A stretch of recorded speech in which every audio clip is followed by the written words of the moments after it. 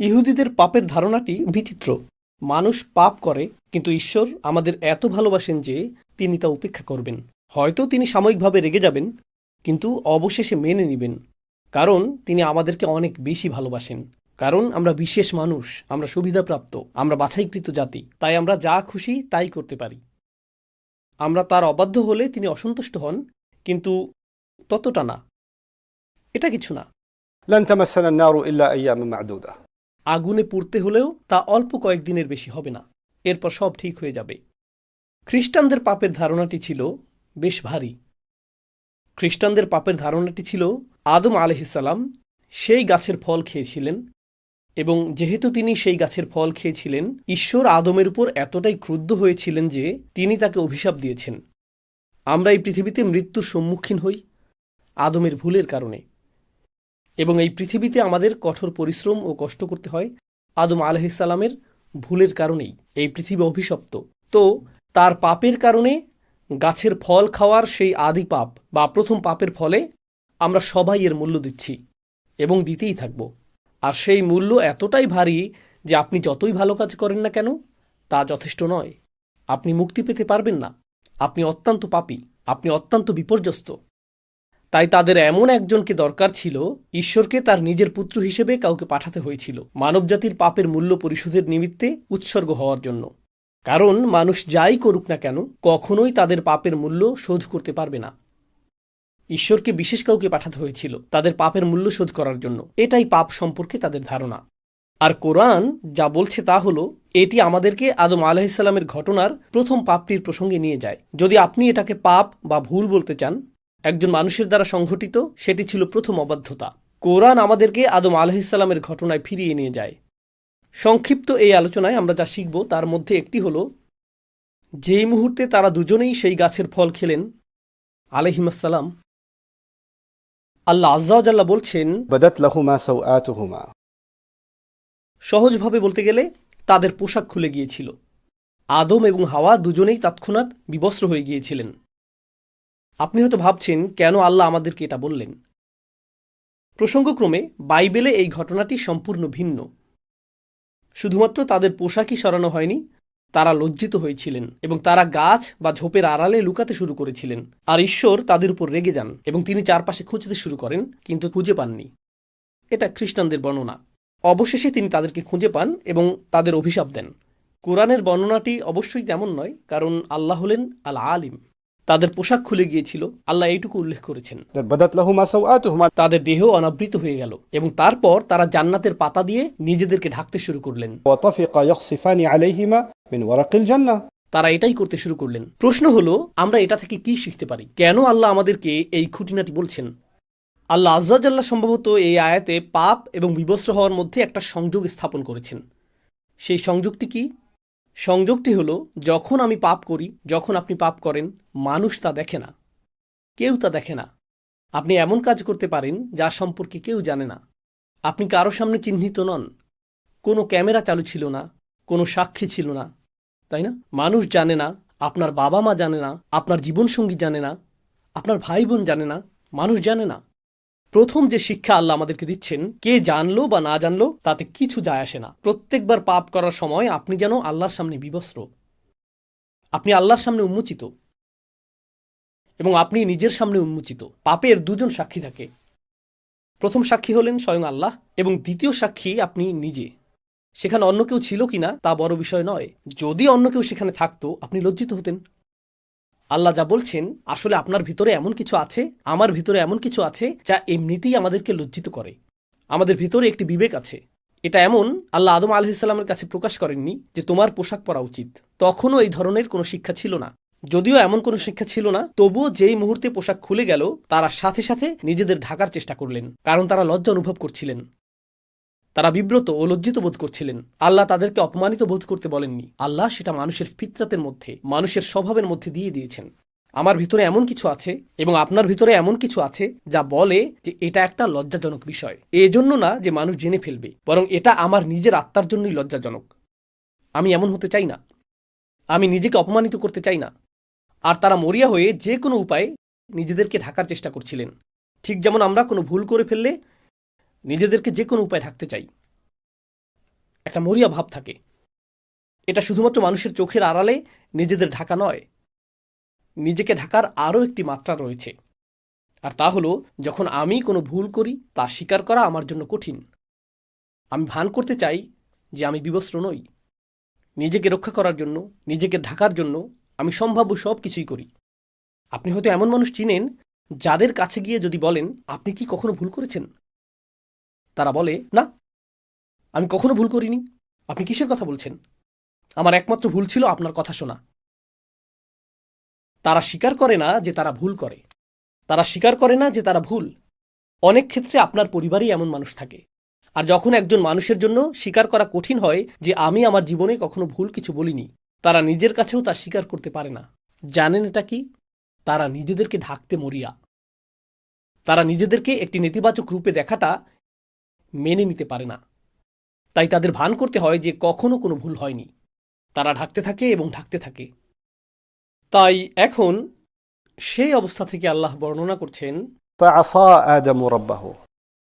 এটা অনুবাদ করা কঠিন, কারণ নবীদের প্রতি আমাদের ইসমাত রয়েছে, নবীদের জন্য আমাদের সম্মান ও মর্যাদা রয়েছে। কিন্তু আল্লাহ যা বলার তাই বলেন, তাই না? والله يقول الحق وهو يهدي السبيل। আল্লাহ সত্য বলেন এবং তিনি সত্য প্রকাশে রাখঢাক করেন না। আয়াতটির আক্ষরিক অর্থ হল, আদম আলাইহিসসালাম তার রবের অবাধ্য হয়েছিলেন। আয়াতটি এটাই বলছে। فعصى آدم ربه وعصى آدم ربه। এখন এই ইসিয়ান এর বিষয়টি, যেটিকে আমরা অবাধ্যতা হিসেবে অনুবাদ করছি, তা আসলে আসা বিশেষ্য থেকে এসেছে। আসা অর্থ লাঠি বা ছড়ি, যেমন মুসা আলাইহিসসালামের আসা, তাই না? আর আসার ধারণাটি হল সুলভ, কোনো কিছু কঠিন হওয়ার ধারণা, কোনো শক্ত জিনিস। পাপের ধারণাটি হল আমার এবং আপনার হৃদয় স্বাভাবিকভাবেই কোমল হওয়ার কথা। এটা আল্লাহর স্মরণে পরিপূর্ণ থাকার কথা। আল্লাহ এভাবেই আমাদেরকে তৈরি করেছেন। আর যখন কোনো পাপ সংঘটিত হয় এবং তা উন্মোচিত হয়, সাথে সাথেই হৃদয় বলে, তোমার ভুল ঢেকে ফেলো, তোমার ভুল ঢেকে ফেলো, প্রতিক্রিয়া দেখাও। তাই যে মুহূর্তে আমি পাপ করতে যাচ্ছি, সেই মুহূর্তে ক্ষণিকের জন্য আমার হৃদয় কঠিন হয়ে যায়, শক্ত হয়ে যায়। আর আমি নিজেকে বলি, আমি জানি এটা ভুল, কিন্তু এটা আমি করবই, আমি পরোয়া করি না। এটা নিয়ে ভাবা বন্ধ করো, শুধু এগিয়ে যাও, শুধু সামনে চলো। এবং আপনি আপনার ভেতরের ভালোটিকে স্তব্ধ করে রাখেন এবং নিজের বিরুদ্ধে কঠোরতা দেখান। পাপ কাজে লিপ্ত হতে আপনি নিজের বিরুদ্ধে কঠোর হয়ে ওঠেন। ঠিক সেই মুহূর্তে, স্থায়ীভাবে নয়, অন্তত সেই মুহূর্তে। তারপর আল্লাহ শুধু এই পর্যন্ত বলে ছেড়ে দেননি যে আদম তার অবাধ্য হয়েছিলেন। তারপর তিনি তওবা করেছিলেন এবং আল্লাহ তাকে ক্ষমা করেছিলেন। আমরা ঘটনাটি জানি, কিন্তু আল্লাহ আরও একটি শব্দ যোগ করেছেন। তিনি বলেছেন, فغوى فغوى وعصى آدم ربه فغوى তারপর। ثم اجتباه ربه فتاب عليه وهدى। তো গওয়া শব্দটি এখানে কি করছে? গওয়া শব্দটির সহজ অনুবাদ হল তিনি পথ হারিয়েছিলেন বা পথভ্রষ্ট হয়েছিলেন। কিন্তু আরবিতে গাই অর্থ হল ضل عن المطلوب। যখন একজন ব্যক্তি তার পথ হারিয়ে ফেলে, তার কোথাও যাওয়ার কথা ছিল কিন্তু সে অন্য পথে চলে গিয়েছে। আদম আলাইহিসসালাম যখন সেই ভুলটি করেন, তিনি এক মুহূর্তের জন্য অনুভব করেন, এখন আমি কি করব, আমার কি করা উচিত। প্রসঙ্গত, তিনি প্রথম মানুষ এবং কোনো মানুষের দ্বারা সংঘটিত এটাই প্রথম ভুল। আল্লাহ তখনও নাজিল করেননি যে ভুল করলে ইস্তিগফার করো, তাওবা করো, ভুল করলে আল্লাহর দিকে ফিরে এসো, ভুল করলে এই জিকির করো। যখন তুমি ভুল করো, এর পুনরাবৃত্তি করো না। আল্লাহর কাছে প্রতিজ্ঞা করো তুমি আর ভুলটি পুনরাবৃত্তি করবে না। যখন তুমি ভুল করবে, শুধু মনে রাখবে আল্লাহ আল গফুর আর রহিম, চিন্তা করো না। এর কোনো কিছুই তখনও নাজিল হয়নি। তিনি এর কিছুই জানেন না। আমরা জানি যে আল্লাহ এই বিষয়গুলো নাজিল করেছেন, কিন্তু তার কোনো ধারণাই নেই। তিনি শুধু এটুকুই জানেন যে তিনি জান্নাতে প্রবেশের আগে ইবলিসকে দেখেছিলেন। তিনি পুরো ঘটনাটি দেখেছিলেন। তিনি দেখেছিলেন আল্লাহ হুমকি দিচ্ছেন, আদমের সন্তানদের মধ্যে যারা ইবলিসের অনুসরণ করবে, আমি তাদের দিয়ে জাহান্নাম পূর্ণ করব। তিনি শুধু এটুকুই জানেন, তিনি আর কিছু জানেন না। তারপর তিনি শুধু এটুকুই জানেন যে আল্লাহ তাকে জান্নাতে রাখার সময় বলেছেন, এই গাছের কাছেও যেও না, শয়তানের অনুসরণ করো না। আর যদি তুমি তা করো, তাহলে তুমি ব্যর্থ এবং পথভ্রষ্ট হবে। তিনি শুধু এটুকুই জানেন। তাই যেই মুহূর্তে তিনি পাপ করেছিলেন, তিনি জানতেন না আল্লাহ তাকে কিভাবে দেখবেন। আমি কি একজন ব্যর্থ মানুষ? আমার অবস্থান কি এখন ইবলিসের মতোই? আমি কি প্রত্যাখ্যাত? আমি কি পুরোপুরি ব্যর্থ হয়েছি? আমি কি জীবনে ব্যর্থ? এখান থেকে ফেরার কি কোনো পথ নেই? আল্লাহ কি আমার সাথে আর কখনো কথা বলবেন? গোটা জান্নাত আমার কাছে ছিল, শুধু একটি গাছ থেকে দূরে থাকার কথা ছিল, আর আমি সেই একটি গাছ থেকেই দূরে থাকতে পারলাম না। এটা তো কঠিন নির্দেশনাও ছিল না। আমি কিভাবেই ফাঁদে পড়লাম? আমি নিজের সাথে এটা কিভাবে করতে পারলাম? তিনি নিজের উপর রাগান্বিত। তিনি জানেন না নিজের সাথে কি করবেন। যেখানে থাকার কথা ছিল তিনি সেখান থেকে হারিয়ে গেছেন। আমার কোথায় যাওয়ার কথা? পোশাকটি কি কখনো ফিরে আসবে? আমি কি এই পাতা পরেই থাকবো? আল্লাহ আমাকে কি বলবেন? এখানে উদ্বেগ রয়েছে, ভয় রয়েছে, রয়েছে আত্মবিচার, রয়েছে লজ্জা, রয়েছে অপরাধবোধ, রয়েছে অনুশোচনা। আল্লাহ আমাদের শেখাচ্ছেন, কারণ সেই পাপটি আপনাদের প্রত্যেকের জন্য, আমার নিজের জন্য এবং আমার পরিবারের প্রত্যেক সদস্যের জন্য। প্রত্যেকবার পাপ করার সময় একটি শিক্ষা হওয়া উচিত। এখন আমি কি করব? আমার কি করার কথা? আল্লাহ এখন আমাকে কিভাবে দেখবেন? আমি তো ভালো ছিলাম। আল্লাহ আমাকে সম্মান দিয়েছেন, আল্লাহ আমাকে ইসলাম দিয়েছেন, আল্লাহ আমাকে হজ করার সামর্থ্য দিয়েছেন, আল্লাহ আমাকে উমরা করার সামর্থ্য দিয়েছেন। আমি কিভাবে এই ভুল করলাম? আদম আলাইহিসসালামের কথা ভাবুন। আল্লাহ আমাকে এত সম্মান দিয়েছেন, সমস্ত ফেরেশতারা সিজদা করেছিল। আল্লাহ আমাকে জান্নাতে একটি স্থান দিয়েছেন, আল্লাহ আমাকে আমার জীবনসঙ্গী দিয়েছেন, আল্লাহ আমাকে এই সমস্ত রিজিক দিয়েছেন। আমি কিভাবে আল্লাহর অবাধ্য হলাম? আমি কিভাবে তা করতে পারলাম? এটাই গাই। গাই শব্দটির আরেকটি অর্থ হল فصد عن العيش عليه العيش. আল ফাসাদ আলাইহিল আইশ। এর অর্থ কোনো ব্যক্তি আর স্বস্তিপূর্ণ জীবনযাপন করছে না। তার পাপ শুধু পাপেই সীমাবদ্ধ নয়, সে আর নিজের সাথেই থাকতে পারছে না। সে গভীর অস্বস্তির মধ্যে রয়েছে, সে স্বস্তি খুঁজে পাচ্ছে না। প্রকৃতপক্ষে গাই শব্দটি এক্ষেত্রেও ব্যবহৃত হয় যখন শিশুকে দুধ দেওয়া হয় এবং কখনো কখনো তার পেট গ্যাসে পূর্ণ ও শক্ত হয়ে যায় এবং সে ব্যথায় কাঁদতে শুরু করে, কারণ সে ঠিকমতো দুধ হজম করতে পারছে না। আর যখন আপনার পেটের সমস্যার কারণে গ্যাস বা ডায়রিয়া বা বমি হয়, অর্থাৎ গ্যাস্ট্রোনমিক্যাল সমস্যা হয়, সেটাকেও আসলে বেগওয়াত বলা হয়। আরবিতে এটাকেও গাই বলা হয়। আল্লাহ যেন বলছেন যে যখন সে এই ভুলটি করে, তার ভেতরে কোনো একটি অস্বস্তি তৈরি হয় আর তার ভেতরে কোনো একটা অশান্তি সৃষ্টি হয়। সে নিজের সাথেই সহজ হতে পারে না। فإن له معيشة ضنكا.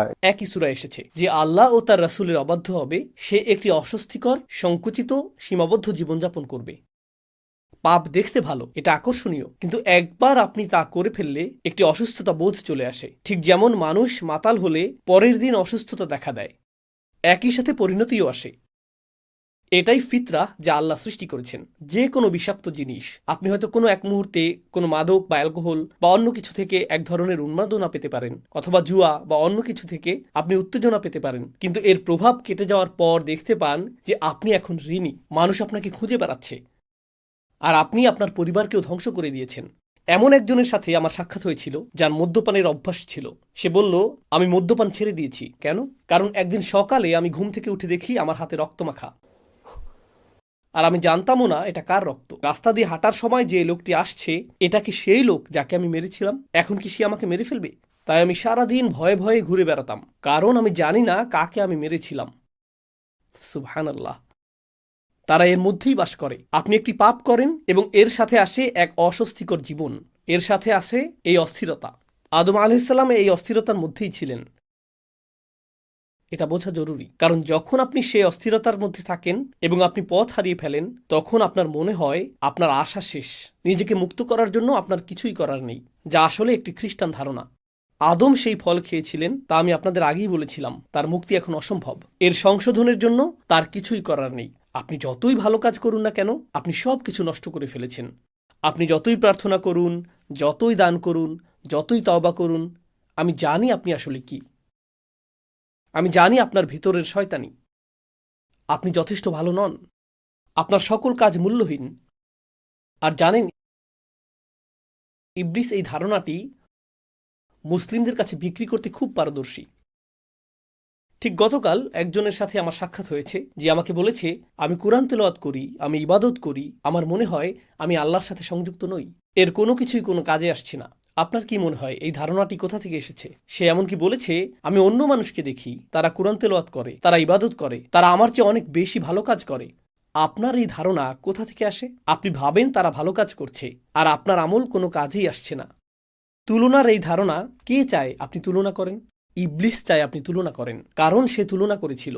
ইবলিস চায় আপনি ভাবুন আপনি যাই করেন তা যথেষ্ট নয়, কারণ তার উদ্দেশ্য হলো আপনাকে বিশ্বাস করানো যে আপনি যথেষ্ট ভালো নন। আপনি এতটাই ভালো যে সমস্ত ফেরেশতারা সিজদা করেছিল। কিন্তু ইবলিসের কাজ হলো আপনাকে বোঝানো আপনার কোনো কাজই আপনাকে মুক্তি দিতে পারে না, আপনি একটি ভুল করছেন আর আপনি শেষ।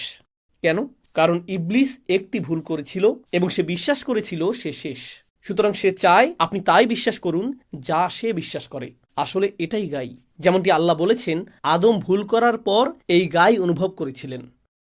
হারিয়ে যাওয়ার এই অনুভূতি, এই অস্বস্তি, এই যে আমি আমার পথ হারিয়ে ফেলেছি, আমি যেখানে ছিলাম সেখানে নেই, ঠিক এই অনুভূতিটাই ইবলিস অনুভব করেছিল। সে আল্লাহকে বলেছিল فبما أغويتني একই শব্দমূল থেকে, আপনি আমাকে গাই অনুভব করিয়েছেন এবং সেই কারণেই আমি তাদেরকে পথভ্রষ্ট করব। সে অনুভব করেছিল যে সে গাইয়ের অভিজ্ঞতা লাভ করেছে, তাই সে চায় আদম সন্তানেরা এবং স্বয়ং আদমও গাইয়ের অভিজ্ঞতা লাভ করুক। فغوى এবং এই দুর্বল মুহূর্তে খ্রিস্টানরা বলে আপনার মুক্তি অসম্ভব। আমি আরেকটি প্রোগ্রামে দর্শকদের বলেছিলাম যে আপনি যদি বিশ্বজুড়ে পুরনো গির্জাগুলিতে যান, আপনি লক্ষ্য করবেন বিশেষ করে ক্যাথলিক গির্জাগুলোতে তাদের জানালাগুলো খুবই অন্ধকার। তাদের জানালায় কালো দাগ থাকে। দেখবেন ভবনটি খুবই অন্ধকারাচ্ছন্ন, খুব উঁচু ছাদ, আর ভেতরে প্রবেশ করলে আপনি এক প্রকার ভয় পেয়ে যাবেন। বড় গির্জা আছে এমন শহরগুলিতে যদি কখনো ঘুরে থাকেন, যদি আপনি কোনো মসজিদের কাছে যান, আপনি স্বস্তি অনুভব করবেন। কোনো গির্জার পাশ দিয়ে হেঁটে গেলে হাঁটার গতি বাড়িয়ে দেন, তাই না? আপনি যদি একটি বড় গির্জায় প্রবেশ করেন, দেখবেন সেখানে অনেক অন্ধকার। সামনের দিকেই যিশু অথবা মেরির কোনো চিত্র বা দেয়ালে খোদাই করা মূর্তি থাকে এবং সেটি সবসময় সাদা বা স্বচ্ছ কাচ দিয়ে করা হয়, কালো কাচ নয়। কেন? কারণ তারা চায় সেখান থেকে সূর্যের আলো ভেতরে আসুক, যাতে আপনি অনুভব করেন যে আপনার জীবন অন্ধকারে ঘেরা এবং আলো একমাত্র যিশুর কাছেই রয়েছে। ইসলামে এই ধারণাটি এরকম, মূলত আপনার ভেতরে একটি আলো রয়েছে, আপনার ভেতরে একটি ফিতরা রয়েছে এবং সেই প্রত্যাদেশ আল্লাহ আমাদের যে বার্তা দিয়েছেন সেটিও আলো। আপনার ভেতরের আলো আল্লাহর বাণীর আলোর সাথে মিলিত হয়। আল্লাহ এটিকে বর্ণনা করেছেন নূরুন আলা নূর হিসেবে। তিনি এটিকে এভাবেই বর্ণনা করেছেন। তাদের ধারণা হলো আপনি অন্ধকারে রয়েছেন এবং আলো খুঁজে পাওয়ার একমাত্র মাধ্যম এমন কেউ যাকে রক্তাক্ত করে উৎসর্গ করা হয়েছিল। সুবহানাল্লাহ। আল্লাহ আমাদের চমৎকার একটি ধর্ম দিয়েছেন, যেখানে আমরা ভুল করলেও এর অর্থ এই নয় যে আমাদের আলো অদৃশ্য হয়ে গেছে। এর অর্থ এই নয় যে আমরা এখন শেষ হয়ে গেছি, আমরা ভেঙে পড়েছি। প্রকৃতপক্ষে সূরা নূরে যখন কেউ অনেক পাপ করে, আল্লাহ তার পাপকে এমন কারোর সাথে তুলনা করেছেন যে সমুদ্রের মধ্যে ডুবে যাচ্ছে অন্ধকার রাতে, ঝড়ের কবলে, আকাশে মেঘ আর পানিতে আলো প্রবাহের সমস্যা হলো আপনি যত গভীরে যাবেন তত অন্ধকার হতে থাকবে, তত অন্ধকার হতে থাকবে, তত অন্ধকার হতে থাকবে।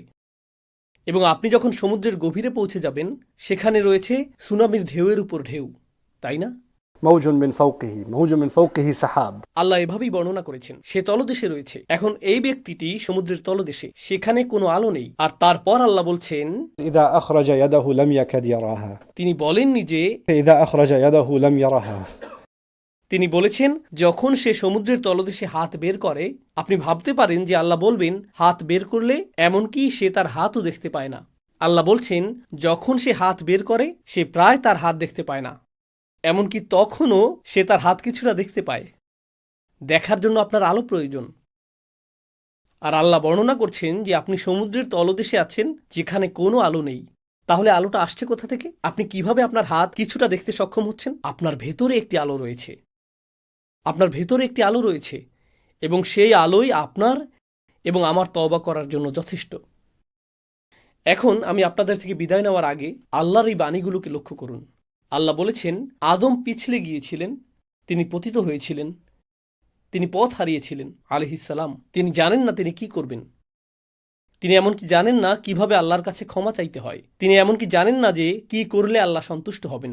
আর আল্লাহ বলছেন فاجتباه ربه فتاب عليه وهدى ثم هدى তিনি বললেন ثم اجتباه ربه অতঃপর তার রব তাকে মনোনীত করলেন, তাকে বেছে নিলেন। বেছে নিলেন কেন? আল্লাহ এমন কাউকে বেছে নেবেন যে ব্যর্থ হয়েছে? আপনি তো সফল মানুষদের বেছে নেন। আপনি এমন কাউকে বেছে নেন যে কিছু অর্জন করেছে, তখনই আপনাকে বেছে নেওয়া হয়। আপনি সেরা মানুষ বেছে নেন।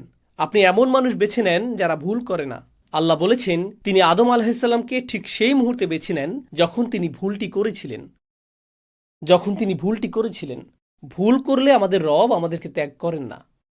প্রকৃতপক্ষে সেই মুহূর্তেই তিনি আমাদেরকে বেছে নেন। তাহলে এর অর্থ কি? তিনি আমাদেরকে এমন বাণী শিখানোর মাধ্যমে বেছে নেন যা আমরা তার কাছে প্রত্যাবর্তনের জন্য বলতে পারি। এটা আল্লাহর পক্ষ থেকে একটা সম্মান। অধিকাংশ মানুষ জানে না কিভাবে সৃষ্টিকর্তার কাছে ফিরে আসতে হয়, তারা জানে না। এবং আদম আলাইহিসসালামকে সেই শব্দগুলো দেয়া হয়েছিল। ربنا ظلمنا أنفسنا وإن لم تغفر لنا وترحمنا لنكونن من الخاسرين। তাকে এই অসাধারণ শব্দগুলো প্রদানের জন্য বেছে নেওয়া হয়েছিল। আমরা নিজেদের উপর জুলুম করেছি, আর আপনি যদি আমাদের ক্ষমা না করেন এবং আপনার করুণা না দেখান, তবে আমরা অবশ্যই ক্ষতিগ্রস্তদের অন্তর্ভুক্ত হব। কি চমৎকার কথা! আদম আলাইহিসসালামকে জান্নাত থেকে বের করে পৃথিবীতে নামিয়ে দেয়া হয়েছিল। আদম আলাইহিসসালাম আল্লাহর অবাধ্য হয়েছিলেন, তার পোশাক খুলে নেওয়া হয়েছিল। আদম আলাইহিসসালামের সাথে অনেক লজ্জাজনক ঘটনা ঘটেছে, এবং সেই সমস্ত লজ্জার শেষে তিনি এই শব্দগুলোর মাধ্যমে আল্লাহর দিকে ফিরেন এবং বলেন, হে আল্লাহ, আপনি যদি ক্ষমা না করেন এবং রহমত প্রদর্শন না করেন, আমি ক্ষতিগ্রস্তদের অন্তর্ভুক্ত হব। এর অর্থ কি? আমি এখনো ক্ষতিগ্রস্তদের অন্তর্ভুক্ত নই। যা কিছু ঘটেছে, এখনো আমি খসির নই, এখনো ক্ষতিগ্রস্ত নই। আমি ক্ষতিগ্রস্ত হব যদি আপনি আমাকে ক্ষমা না করেন। তিনি বিশ্বাস করেন না যে আল্লাহ তাকে ক্ষমা করবেন না, বা তিনি ক্ষমার অযোগ্য, তিনি তা বিশ্বাস করেন না। আল্লাহ তাকে এই শব্দগুলো দিয়েছেন এটা জানানোর জন্য যে তোমাকে ক্ষমা চাইতে হবে। খ্রিস্টান ধারণাটি হলো তুমি ক্ষমার অযোগ্য। ইহুদি ধারণাটি ছিল তোমার ক্ষমা চাওয়ারই প্রয়োজন নেই, ঈশ্বর তোমাকে অনেক বেশি ভালোবাসেন, তিনি নিজে থেকেই ক্ষমা করে দিবেন। আদমকে বলা হচ্ছে তোমার ক্ষমা নিশ্চিত নয়, বরং তোমার শাস্তিও নিশ্চিত নয়। তোমাকে দেখাতে হবে যে তুমি সত্যি অনুতপ্ত। সুতরাং তুমি যা করেছো তার জন্য তোমাকে দায়িত্ব নিতে হবে। রব্বানা যালামনা আনফুসানা, আমি দায়িত্ব নিচ্ছি। হে আল্লাহ, আমরা নিজেদের প্রতি জুলুম করেছি, এখন আমরা আপনার ক্ষমা চাই। আর যদি আমরা আপনার ক্ষমা না পাই, তবে আমরা ক্ষতিগ্রস্তদের অন্তর্ভুক্ত হব। وإن لم تغفر لنا وترحمنا لنكونن من الخاسرين। সুতরাং আল্লাহ বলেন, ফাতাবা আলাইহি, যখন আপনি আন্তরিকভাবে আল্লাহর দিকে ফিরেন, তখন ভুলটা কি ছিল তা কোনো বিষয় নয়। কিন্তু ভুলের আগে এবং ভুলের পরে দুটি ভিন্ন জীবন। ভুলের আগে তিনি ছিলেন জান্নাতে, ভুলের পরে তিনি পৃথিবীতে, তাই না? ভুলের আগে আপনি যা খুশি খেতে পারতেন, যেখানে খুশি যেতে পারতেন, إنك لا تظمأ فيها ولا تضحى। কোনো তৃষ্ণা নেই, ক্ষুধা নেই। এটা ছিল ভুলের আগের জীবন। ভুলের পরে ছিল পরিশ্রম, পরিবর্তিত আবহাওয়া, বিপদ আপদ। জীবন এখন ভিন্ন। আপনি হয়তো বলতেন, আল্লাহ আমাকে কত ভালোবাসতেন, জান্নাত ছিল আমার, আর এখন আমাকে এই পৃথিবীতে থাকতে হচ্ছে, জীবন এখানে কঠিন। ইস, আমি যদি কখনোই ভুল না করতাম। না না না না না না, আপনি অনুশোচনা নিয়ে পেছনে ফিরে তাকান না এবং বলেন না আমি পড়ে গিয়েছিলাম। এর অর্থ শুধুমাত্র এই যে একটি ভুলের পরে আল্লাহ আপনাকে একটি নতুন বাস্তবতা দেন, এবং এখন আপনাকে সেই নতুন বাস্তবতার মুখোমুখি হতে হবে। আগামীকাল হবে আরেকটি বাস্তবতা, পরশু হবে আরেকটি বাস্তবতা। প্রতিটি নতুন বাস্তবতার সাথে আপনি হয়তো ভিন্ন ধরনের ভুল করার চ্যালেঞ্জের সম্মুখীন হবেন। আপনি এবং আমি যখন জীবনে যাত্রা অব্যাহত রাখব, নতুন ধরনের চ্যালেঞ্জ আসতে থাকবে, নতুন ধরনের ভুলের সুযোগ আসতে থাকবে, এবং আমরা সেগুলো এড়ানোর জন্য সর্বোচ্চ চেষ্টা করব। কিন্তু কখনো কখনো আমরা পিছলে যাব এবং পড়ে যাব। আর যখন আমরা পিছলে যাই এবং পড়ে যাই, আমরা বলবো না যে ইস, গত রমজান আমি কত ভালো ছিলাম, আমি জানি না এখন আমার কি হয়েছে। আমি যখন হজ করেছিলাম তখন অনেক ভালো ছিলাম, আমি আল্লাহর অনেক কাছাকাছি ছিলাম, জানি না কিভাবে সব তালগোল পাকিয়ে ফেলেছি, আমি এখন একজন ব্যর্থ মানুষ। আপনি পেছনে ফিরে তাকাতে থাকবেন না এবং বলবেন না যে আগের অবস্থা ভালো ছিল, এখন কি হলো। কারণ যদি তেমনটা ঘটতো, আদম আলাইহিসসালাম পেছনে ফিরে তাকাতেন, ও মাই গড, জান্নাতের ফল কত চমৎকার ছিল, এখন আমাকে এই কলা খেতে হচ্ছে। তিনি জীবনকে সেভাবে দেখেননি।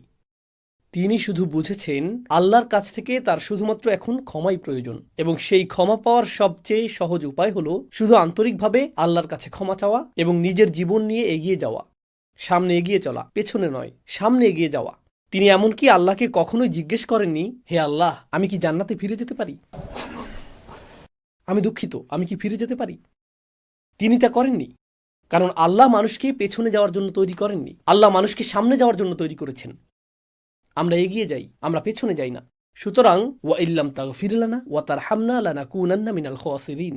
যখন তিনি তওবা করলেন, আল্লাহ বলেন ফাতাবা আলাইহি, আল্লাহ তার তওবা কবুল করলেন। আল্লাহ বলেননি আমাকে তোমার এত কুরবানি এবং এত রক্ত এবং এত কিছু দিতে হবে। না না না না, কোনো জটিলতা নেই। যখন আপনি আল্লাহর কাছে ফিরে আসেন এবং ক্ষমা চান, এটুকুই যথেষ্ট, এটা যথেষ্ট, তওবা সম্পূর্ণ। এবং শুধু তাই নয়, এরপর আল্লাহ বলছেন ওয়াহাদা, তারপর আল্লাহ তাকে পথও দেখিয়েছেন।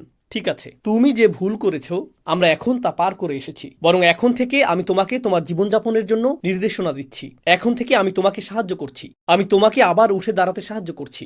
এটি এমনই চমৎকার ধর্ম যে যখন কোনো ব্যক্তির পদস্খলন ঘটে আল্লাহ তাকে বেছে নেন, فاجتباه ثم اجتباه ربه তারপর তিনি তার তওবা কবুল করেন। তিনি বলেন কোনো সমস্যা নেই। তিনি শুধু তার তওবাই কবুল করেন না, তিনি তাকে নতুন উচ্চতায় নিয়ে যান।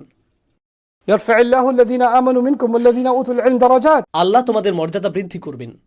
তোমাদের মর্যাদা বৃদ্ধি করার অর্থ কি? তোমরা আগে নিম্নতর মর্যাদায় ছিলে, তারপর তোমরা আরো উঁচুতে উঠবে। আপনি যদি ইতিমধ্যে উঁচুতে থাকেন তখন তো আর উপরে ওঠার প্রয়োজন নেই। উঁচুতে যাওয়ার জন্য আপনাকে নিচু কোনো স্থানে থাকতে হবে। তাই যখন আমরা ভুল করি আমরা আল্লাহর আরও নিকটবর্তী হওয়ার সুযোগ পাই। আমরা হেদায়েতের পথেই নিজেকে প্রতিজ্ঞাবদ্ধ রাখার সুযোগ পাই। শুধু তওবার দোয়া করাই যথেষ্ট নয়, এটা যথেষ্ট নয়। এই বিষয়টি দিয়েই আমি উপসংহার টানছি। আয়াতটি বলছে আমাদেরকে আল্লাহর কাছে ক্ষমা চাইতে হবে এবং তারপর আমাদেরকে আল্লাহর হিদায়াত গ্রহণ করতে হবে। এর দুটি অংশ, ক্ষমা চাও এবং তারপর তার হিদায়াত গ্রহণ করো। আদম আলাইহিস সালামকে পৃথিবীতে পাঠানোর সময়ও তিনি এটাই বলেছিলেন, فإما يأتينكم مني هدى فمن تبع هدايا فلا خوف عليهم ولا هم يحزنون। অবশ্যই হেদায়েতের প্রতি প্রতিজ্ঞাবদ্ধ থাকবে। এই আয়াতেও তিনি তার তওবা কবুল করেছেন এবং তারপর তাকে হেদায়েত দিয়েছেন। অনেক মুসলিমের ক্ষেত্রে যা ঘটে তারা কোনো হেদায়েত ছাড়াই তওবার প্রতি আসক্ত হয়ে পড়ে। আমি পাপ করেছি, তাই এই বছর আমাকে উমরা করতে হবে। আচ্ছা, এটাই আপনার তওবা? দারুণ। আমি ইতিকাফে বসবো, এটাই আমার তওবা। আর তারপর একই ভুল, তারপর তওবা, তারপর একই ভুল, তারপর তওবা। এখানে যা অনুপস্থিত তা হল তওবার পরে হেদায়েতের প্রতি প্রতিজ্ঞাবদ্ধ হওয়া উচিত, তাই না? সেই অংশটি অনুপস্থিত। তাই আপনি তওবা এবং পাপের মধ্যে দুলতে থাকেন। আল্লাহ বলেছেন, وليست التوبة للذين يعملون السيئات। তওবা তাদের জন্য গ্রহণযোগ্য নয় যারা একই পাপ বারবার করতে থাকে। আপনি এটা নিয়ে তামাশা করছেন। আপনি পাপ করেই যাচ্ছেন, এরপর তওবা করছেন, এরপর করেই যাচ্ছেন, আর তওবা করছেন। নিজেকে বিকশিত করছেন না। আপনি ভুল থেকে শিক্ষা নিচ্ছেন না। আপনাকে ভুল থেকে শিখতে হবে, এটিকে আপনার শিক্ষা হিসেবে দেখতে হবে। এখন আপনার কাছে হিদায়াত রয়েছে, আপনি পরবর্তী পদক্ষেপ গ্রহণ করুন। আগামীকাল হয়তো ভিন্ন ধরনের ভুল হবে, কিন্তু আপনি যদি একই ধরনের ভুলের পুনরাবৃত্তি করতে থাকেন এর অর্থ আপনি এবং আমি শিখতে অস্বীকৃতি জানাচ্ছি। এর অর্থ এটাই। সেক্ষেত্রে আমরা আল্লাহর হিদায়াত গ্রহণ করছি না। সুতরাং আমি প্রার্থনা করি আল্লাহ যেন আমাদেরকে হতাশায় নিমজ্জিত না করেন যখন আমরা ভুল করি, যেমনটি খ্রিস্টানরা করে থাকে। আমরা যেন এমন মানুষ না হই যারা মনে করে আমরা যদি চরম বেদনার মধ্যে দিয়ে না যাই আল্লাহ আমাদের ক্ষমা করবেন না, কারণ এই ধর্মটি তেমনটা নয়। একই সাথে আমি আশা করি আমরা যেন এমন মানুষ না হয়ে যাই যারা তওবাকে হালকাভাবে নেয়, যেমনটি অন্যান্য জাতিরা করেছিল। তাদের এর প্রয়োজন নেই। এটা প্রায় এমন যেন এটা স্বয়ংক্রিয়ভাবে দেওয়া হবে। আমরা তো এমনিতেই বাছাইকৃত জাতি। কিছু মানুষের মনোভাব এরকম, আমরা মুহাম্মদ সাল্লাল্লাহু আলাইহি সাল্লামের উম্মত। শেষ পর্যন্ত আল্লাহ আমাদেরই ভালোবাসেন, তিনি আমাদের বাছাই করেছেন, তাই চিন্তিত হওয়ার কিছু নেই। তো লান তামাসসানান নারু ইল্লা আইয়াম মাদুদাত, এই আয়াতের মুসলিম ভার্সনও রয়েছে। আমাদের সঠিক ধারণা থাকা প্রয়োজন পাপ সম্পর্কে, সঠিক ধারণা থাকা প্রয়োজন মুক্তি সম্পর্কে, সঠিক ধারণা থাকা প্রয়োজন পুনরায় উঠে দাঁড়ানো সম্পর্কে। আমি দোয়া করি আল্লাহ যেন আমাদের প্রত্যেককে পুনরায় উঠে দাঁড়াতে এবং তার আরও নিকটবর্তী হতে সাহায্য করেন এবং আমাদের সমস্ত ভুল ক্ষমা করে দেন। بارك الله لي ولكم في القرآن الحكيم ونفعني وإياكم بالآيات والذكر الحكيم.